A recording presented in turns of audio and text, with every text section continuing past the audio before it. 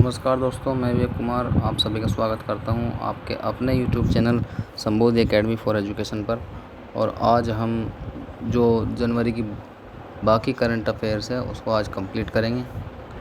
तो चलिए इसी क्रम में आगे बढ़ते हैं। और जो भी इस चैनल पर नए हो वो प्लीज़ चैनल को सब्सक्राइब ज़रूर कर लें और बेल आइकन को दबा लें ताकि आने वाले नोटिफिकेशन आपको मिलते रहें। चलिए, प्रधानमंत्री जो मोदी जी हैं उन्होंने कोलकाता बंदरगाह न्यास के 150 वर्ष पूरे होने पर इसका नाम चेंज कर दिया है। और चेंज कर नया नाम क्या रखा है? डॉक्टर श्यामा प्रसाद मुखर्जी पत्तन। इसका नया नाम रख दिया गया है कोलकाता बंदरगाह पर, डॉक्टर श्यामा प्रसाद मुखर्जी पत्तन। को बहुत इम्पोर्टेंट है, क्वेश्चन आ सकता है। चलिए, ओमान के नए सुल्तान जो बने हैं हैथम बिन तारिक अल सईद बने हैं। और काबूस बिन सईद के निधन के बाद और इनके भारत के साथ बहुत अच्छे संबंध हैं, इसलिए भारतीय राष्ट्रध्वज भी 13 जनवरी को झुका रहा और एक दिन का शोक यहाँ पर भी मनाया गया। तो ओमान के नए सुल्तान कौन बने? हैथम बिन तारिक अल सईद। चलिए, आरबीआई के जो नए डिप्टी गवर्नर बने हैं माइकल देवव्रत पात्रा को बनाया गया है। और वर्तमान में एक गवर्नर और 4 डिप्टी गवर्नर अब हो चुके हैं रिजर्व बैंक ऑफ इंडिया में। लखनऊ नोएडा में पहली बार पुलिस आयुक्त व्यवस्था लागू हो गई है, यानी पुलिस कमिश्नर जो व्यवस्था है वो लागू हो चुकी है। और सुजीत पांडे को लखनऊ के जो है पुलिस कमिश्नर बनाया गया है और आलोक सिंह को नोएडा के पुलिस कमिश्नर बनाया गया है। पोलियो उम्रीगर पुरस्कार जो है आपको बताना है कमेंट में कि किस खेल से संबंधित है और किस खिलाड़ी को ये इस वर्ष दिया गया है। चलिए, आईएनएस विक्रमादित्य यानी इंडियन नेवल शिप विक्रमादित्य पर स्वदेशी हल्के लड़ाकू विमान तेजस ने पहली बार लैंडिंग की है। और ऐसा विश्व में पहली बार हुआ कि किसी देश के स्वदेशी लड़ाकू विमान ने जो है किसी नेवल शिप पर लैंडिंग की हो। और तेजस को जो बनाने वाली संस्था है उसका नाम है DRDO यानी defence research and development organisation. आपको ये भी बताना है कि DRDO के जो अध्यक्ष हैं वर्तमान में कौन है। चलिए,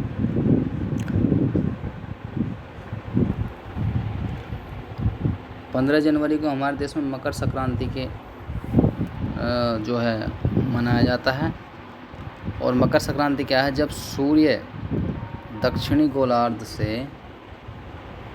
ये दक्षिणी गोलार्ध है, उत्तरी गोलार्ध की तरफ उत्तरायण होता है यानी इधर आने लगता है, तब जो 15 जनवरी को हम मकर संक्रांति मनाते हैं। और पूरे देश में इस त्यौहार का, और ये फसल कटाई का त्यौहार है यानी फसलों की कटाई के बाद कटाई पर ये त्यौहार मनाया जाता है। और इसे जो है देश में अलग अलग नाम दिया जाता है। और यहाँ से क्वेश्चन कई बार पूछा जा चुका है। तो पोंगल तमिलनाडु में इसे पोंगल कहा जाता है, और भोगाली बिहू इसे असम में कहा जाता है, और उत्तरायण गुजरात में बोला जाता है, और पौष क्रांति पश्चिम बंगाल में इसे बोला जाता है। तो ये इम्पोर्टेंट है, आप इसे याद रख सकते हैं। उसके बाद 15 जनवरी की बात करें तो 15 जनवरी को सेना दिवस 72वां सेना दिवस मनाया गया है। ये क्यों मनाया जाता है? जो हमारे पहले फील्ड मार्शल थे KM करियप्पा, उन्होंने थल सेना के शीर्ष कमांडर जब उन्हें बनाया गया था उसके उपलक्ष्य में जो है सेना दिवस मनाया जाता है।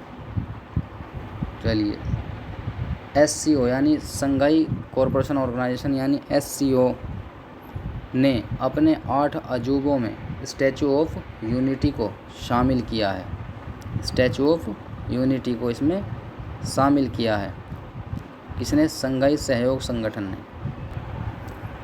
चलिए आगे चलते हैं। ग्लोबल चाइल्ड प्रोडिजी अवार्ड 2020 से भारतीय मूल के ब्रिटिश छात्र हैं ईश्वर शर्मा, जो ब्रिटेन में रहते हैं लेकिन है भारतीय मूल के, उनका नाम है ईश्वर शर्मा।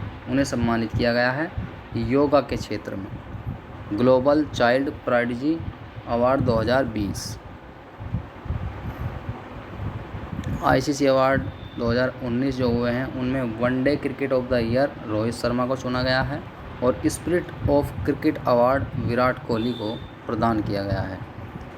चलिए, एक नया पुरस्कार है Muppavarapu Venkaiah Naidu national award for excellence. इसे डॉक्टर MS स्वामीनाथन को दिया गया है। इन्हें आप बहुत अच्छी तरह जानते होंगे, जिन्हें भारत में हरित क्रांति का जनक माना जाता है और संयुक्त राष्ट्र पर्यावरण कार्यक्रम द्वारा इन्हें आर्थिक पारिस्थितिकी के जनक के रूप में भी वर्णित किया गया है। आर्थिक पारिस्थितिकी के जनक के रूप में भी वर्णित किया गया है संयुक्त राष्ट्र पर्यावरण कार्यक्रम द्वारा MS स्वामीनाथन, और ये भारत में हरित क्रांति के जनक माने जाते हैं। चलिए आगे चलते हैं। K9 वज्र होवित्जर तोप ये हजीरा गुजरात में राष्ट्र को समर्पित की गई है और मेक इन इंडिया के तहत ये बनी है। और लार्सन एंड टर्बो जो भारतीय साझेदार कंपनी है, लार्सन एंड टर्बो, और एक और कंपनी है दक्षिण कोरिया की हानवा टेकविन, इन दोनों ने मिलकर इसे बनाया है। लार्सन एंड टर्बो व हानवा टेकविन, इन दोनों ने मिलकर मेक इन इंडिया के तहत इसे भारत में ही बनाया है और हजीरा गुजरात में इसे राष्ट्र को समर्पित कर दिया गया है। K9 वज्र होवित्जर तोप। 29वां सरस्वती सम्मान सिंधी भाषा के लेखक हैं वासुदेव मोही, इन्हें दिया गया है। इनकी जो कथा संग्रह है चेक बुक, इसके लिए इन्हें 29वां सरस्वती सम्मान दिया गया है। और ये किस भाषा के लेखक हैं? सिंधी भाषा के लेखक। तो क्वेश्चन किसी भी तरह आ सकता है, 29वां सरस्वती सम्मान किसे दिया गया है या किस भाषा के लिए दिया गया है और उनकी कृति क्या है, मतलब कौन सा काव्य संग्रह है, तो चेक बुक। 5वां रायसीना डायलॉग, रायसीना हिल पर बने जो बिल्डिंग है जो राष्ट्रपति भवन से ही संबंधित है, उसमें 5वां रायसीना डायलॉग नई दिल्ली में संपन्न हुआ है। इसलिए रायसीना डायलॉग बोल देते हैं क्योंकि रायसीना हिल पर ये होता है। विषय था इसका navigating the alpha century, navigating the alpha century, 5वां रायसीना डायलॉग नई दिल्ली। विषय नेविगेटिंग द अल्फा सेंचुरी। और रूस के नए प्रधानमंत्री बने हैं मिखाइल मिशुस्टिन। कौन बने हैं? Mikhail Mishustin. और रूस के राष्ट्रपति कौन है? Vladimir Putin. कौन है? Vladimir Putin. चलिए, ब्रू शरणार्थी मिजोरम की ब्रू रियांग जनजाति है। ब्रू शरणार्थी कौन है? मिजोरम की ब्रू रियांग जनजाति है, जिन्हें विद्रोह के फलस्वरूप उन्हें जो है मिजोरम से भगा दिया गया था और अब भारत सरकार ने त्रिपुरा में ही उनके रहने की व्यवस्था कर दी है। तो ये क्वेश्चन भी आ सकता है कि ब्रू शरणार्थी किस राज्य से संबंधित है, तो मिजोरम। और किस जनजाति? ब्रू रियांग जनजाति संबंधित है। और अब कहाँ इनका ठिकाना कर दिया गया है? त्रिपुरा में, भारत सरकार द्वारा। चलिए, K4 बैलिस्टिक मिसाइल जो परमाणु शक्ति से लैस है, विशाखापत्तनम आंध्र प्रदेश तट से समुद्र के अंदर जो पनडुब्बी होती है, उस पनडुब्बी पर जो प्लेटफॉर्म बना है वहाँ से सफल परीक्षण किया गया है। DRDO द्वारा निर्मित है ये K4 बैलिस्टिक मिसाइल। ये परमाणु शक्ति से लैस है और विशाखापत्तनम आंध्र प्रदेश के जो विशाखापत्तनम का तट है, वहाँ पनडुब्बी जो पानी के अंदर थी, समुद्र के अंदर जो पनडुब्बी है, उस पर बने प्लेटफॉर्म से इसका सफल परीक्षण किया गया है DRDO द्वारा। और दूसरी निर्माणाधीन है BO5 जो 700 किलोमीटर मारक क्षमता वाली है। अभी तक इसे लॉन्च नहीं किया गया है BO5 को। चलिए, राष्ट्रीय लता मंगेशकर पुरस्कार मध्य प्रदेश सरकार द्वारा इसे ये दिया जाता है और संगीत के क्षेत्र में दिया जाता है। 2017 में के लिए जो है सुमन कल्याणपुर को दिया गया है और 2018 के लिए कुलदीप सिंह को दिया गया है। 2017 के लिए सुमन कल्याणपुर और 2018 के लिए कुलदीप सिंह को राष्ट्रीय लता मंगेशकर पुरस्कार। चलिए, ऑर्डर ऑफ ऑस्ट्रेलिया की बात करें।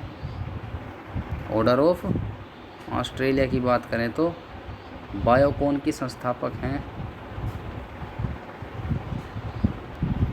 बायोकॉन की संस्थापक किरण मजूमदार शो को, और वे चौथी भारतीय हैं इस पुरस्कार को पाने वाली, यानी ऑर्डर ऑफ ऑस्ट्रेलिया को पाने वाली वो चौथी भारतीय हैं तो 3 कौन है उनसे पहले? सचिन तेंदुलकर को मिल चुका है, सोली जहांगीर सोहराब जी को मिल चुका है, मदर टेरेसा को मिल चुका है, और ये चौथी हैं किरण मजूमदार शो। उसके बाद बात करें केंद्रीय मंत्री जो अर्जुन मुंडा हैं, उन्हें आर्चरी एसोसिएशन ऑफ इंडिया, तीरंदाजी एसोसिएशन ऑफ इंडिया के अध्यक्ष चुन लिया गया है। किन्हें? अर्जुन मुंडा को। चलिए, वैश्विक सामाजिक बदलाव सूचकांक 2020 यानी ग्लोबल सोशल मोबिलिटी इंडेक्स 2020, इसे जारी करता है वर्ल्ड इकोनॉमिक फोरम, और रैंकिंग के इसके 5 आधार हैं: स्वास्थ्य, शिक्षा, प्रौद्योगिकी, कामकाज और संरक्षण एवं संस्थान। इन 5 आधारों के मानकों के आधार पर जो है ये रैंकिंग बनाई जाती है, और इसमें टॉप रैंक डेनमार्क को दी गई है। भारत की रैंक है 76। शिक्षा में बात करें तो भारत की 41वें स्थान पर जो है काबिज है भारत शिक्षा के क्षेत्र में। श्री मोदी और के पी शर्मा ओली यानी भारतीय प्रधानमंत्री और नेपाली प्रधानमंत्री ने संयुक्त रूप से जोगबनी विराटनगर व्यापार चौकी का उद्घाटन किया है। और विराटनगर जो है नेपाल का सबसे बड़ा औद्योगिक नगर है। चलिए, 71वें गणतंत्र दिवस के मुख्य अतिथि कौन रहे हैं? जायर बोल्सोनारो जो कि ब्राज़ील के राष्ट्रपति हैं। जायर बोल्सोनारो जो कि ब्राज़ील के राष्ट्रपति हैं। ग्रीन पीस इंडिया ने जो है प्रदूषण रिपोर्ट जारी की है, जिसमें सबसे प्रदूषित शहर जो है झरिया झारखंड को बताया गया है, और सबसे कम प्रदूषण वाला शहर जो है लुंगलेई मिजोरम को बताया गया है। और 10 प्रदूषित शहरों में 6 उत्तर प्रदेश के हैं। और हम देख लेते हैं सबसे ज़्यादा से कम की ओर। सबसे ज़्यादा प्रदूषण झरिया झारखंड, उसके बाद धनबाद झारखंड, उसके बाद नोएडा उत्तर प्रदेश, गाज़ियाबाद उत्तर प्रदेश, अहमदाबाद गुजरात, बरेली उत्तर प्रदेश, इलाहाबाद उत्तर प्रदेश, मुरादाबाद उत्तर प्रदेश, फिरोजाबाद उत्तर प्रदेश, और दिल्ली, नई दिल्ली। तो देखिए, सबसे ज़्यादा प्रदूषित शहरों में उत्तर प्रदेश के सर्वाधिक शहर हैं, 6 शहर हैं। कौन कौन से हैं? नोएडा, गाज़ियाबाद, बरेली, इलाहाबाद, मुरादाबाद, फिरोजाबाद, ये 6 शहर यूपी के हैं जो सर्वाधिक प्रदूषित माने गए हैं। और सबसे ज़्यादा प्रदूषित झरिया झारखंड, सबसे कम प्रदूषण वाला लुंगलेई मिजोरम। तो ये सीधा फैक्ट पूछा जा सकता है। तीसरे नंबर के जो खेलो इंडिया यूथ गेम्स हुए हैं 2020, इनका जो है 10 से 22 जनवरी तक जो है इन्हें खेला गया है, आयोजन हुआ है, और गुवाहाटी असम में इनका आयोजन किया गया है। 20 प्रकार के खेल स्पर्धा इसमें खेली गई थी। पदक तालिका में 78 स्वर्ण पदक के साथ कुल 256 पदक जीतकर महाराष्ट्र टॉप पर रहा, और उसके बाद हरियाणा, उसके बाद दिल्ली।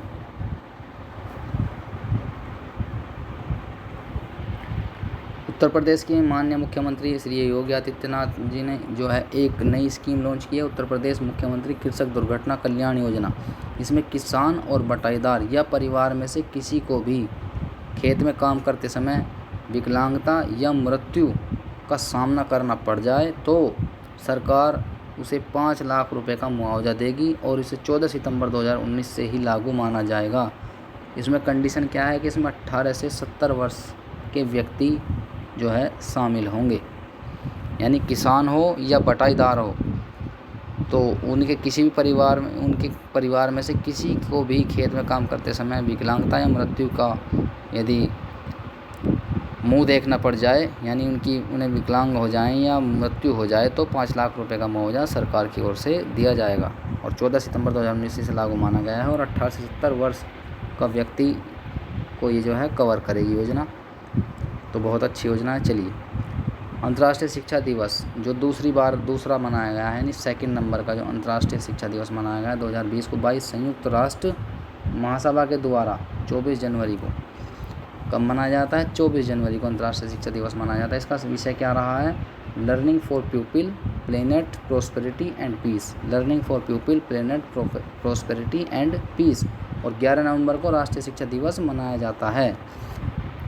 चलिए, ग्रीस यानी यूनान की पहली महिला राष्ट्रपति बनी है 13 वर्षीय एकातेरिनी एकालारोपोउलोउ।